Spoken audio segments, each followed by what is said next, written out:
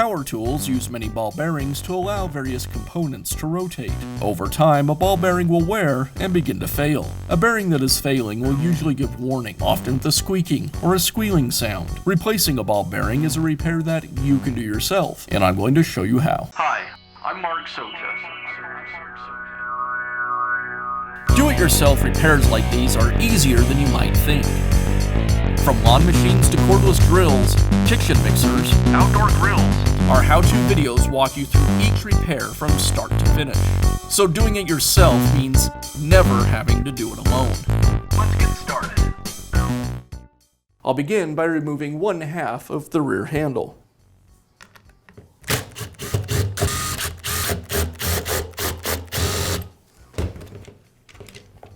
Now I'll remove the shoe.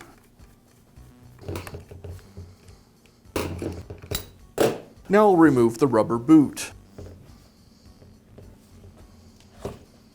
Now I'll remove the 4 screws that secure the gearbox to the motor housing. With the screws removed, I can separate the gearbox and armature from the motor housing. Now I'll separate the armature from the gearbox. It's secured with a plate and 2 screws. Now I'll open the gearbox.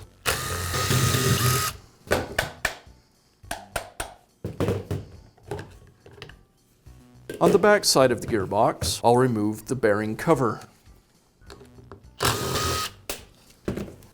Next, I need to remove the screw that secures the crankshaft.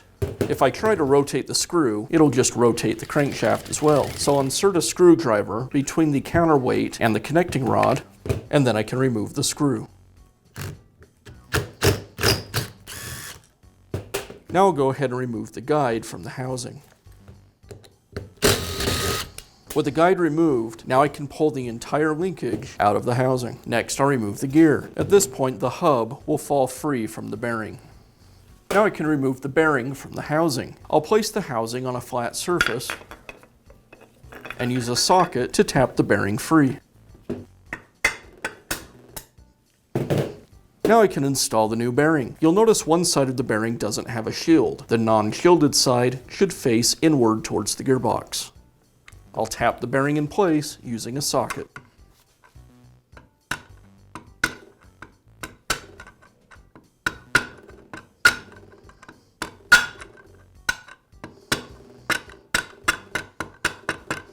I'll separate the conical washer and the toothed washer from the gear. Now I can begin reinstalling the gear and the rest of the drivetrain. The splines on the washer need to engage with the cogs on the back of the crankshaft. I'll install the conical washer first. I want the taper of the washer to be pointing towards the back of the crankshaft.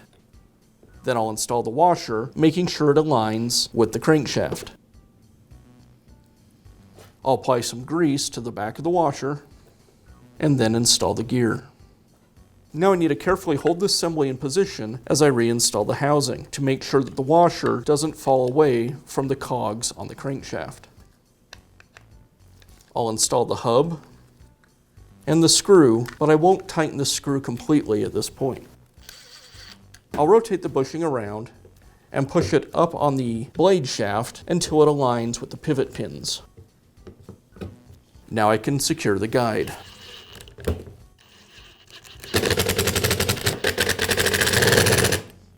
And now I can tighten up the screw. Again, I'll prevent the gear from rotating by placing a screwdriver between the counterweight and the rod.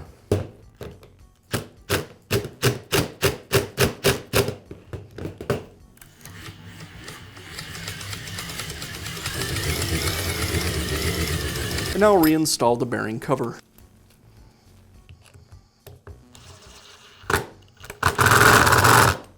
I'll apply some more of the grease to the gear. And now reinstall the other half of the housing and secure it with the screws.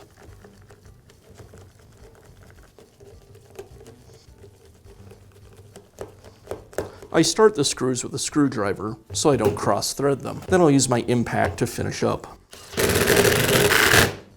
Now I can reinstall the armature to the gearbox.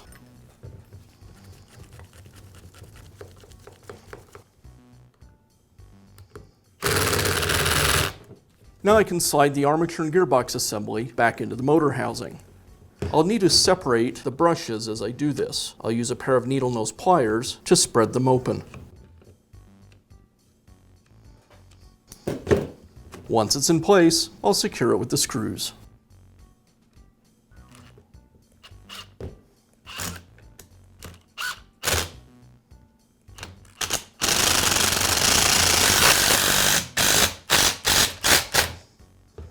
I'll reinstall the boot and the shoe.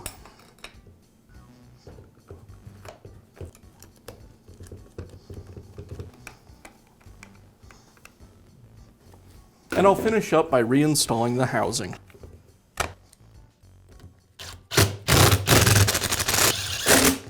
And that's how you can install a new ball bearing in your power tool. Be sure to check back often for new videos and expert advice. If you found this video helpful, give us a thumbs up And leave a comment.